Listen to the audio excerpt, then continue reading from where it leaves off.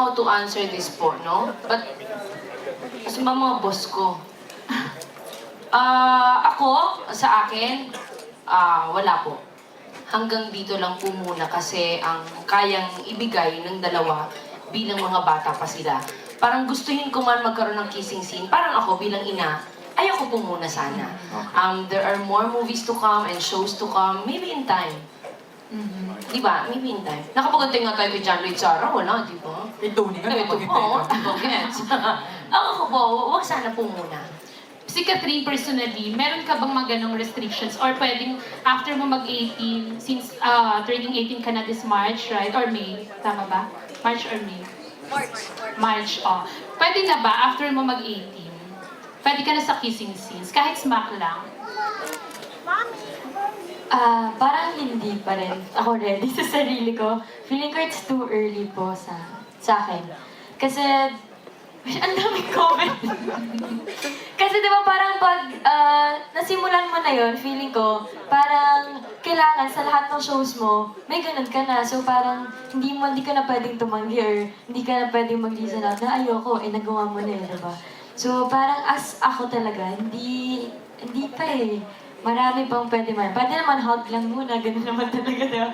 Kiss sa cheeks, yan pwede. Pero pag sa lips, time will come for that. Okay. Eh si DJ, willing to wait ka naman. Oo naman. Okay lang po ako. Steady lang po ako. Pero gusto mo si Catherine yung first mo sakali na magkaroon ka rin ng kissing scene. On-screen kiss. On-screen kiss. Oh.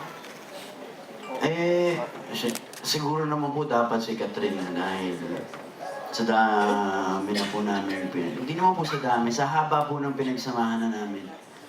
Kung mapupunta lang sa iba yan bad trip naman yun.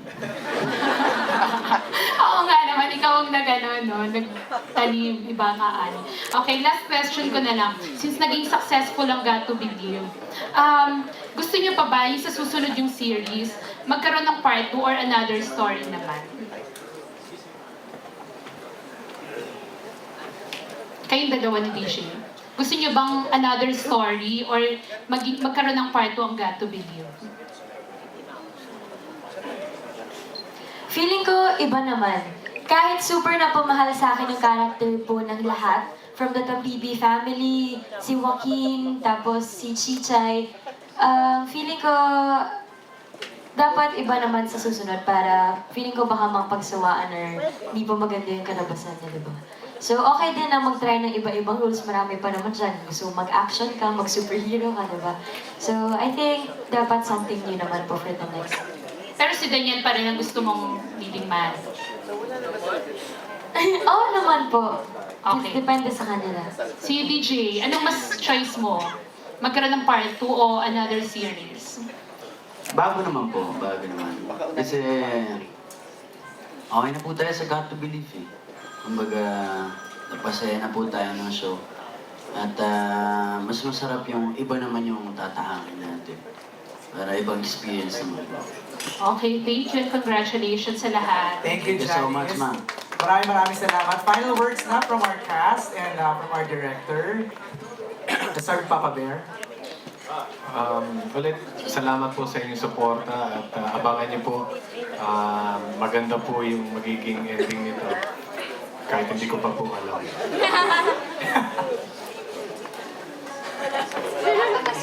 Liza. Once again, thank you everyone for coming and thank you for the nice questions. Tapos, sana po panoorin niyo po hanggang sa pagtatapos ang Got to Believe and sana supportahan niyo pa rin hanggang sa huli. Thank you! Si Direk Richard muna, Direk Anthony. Salamat po sa pagtangki ng Got to Believe at abangan niyo po yung gagawin nilang pelikula. Second unit ulit ako na talaga.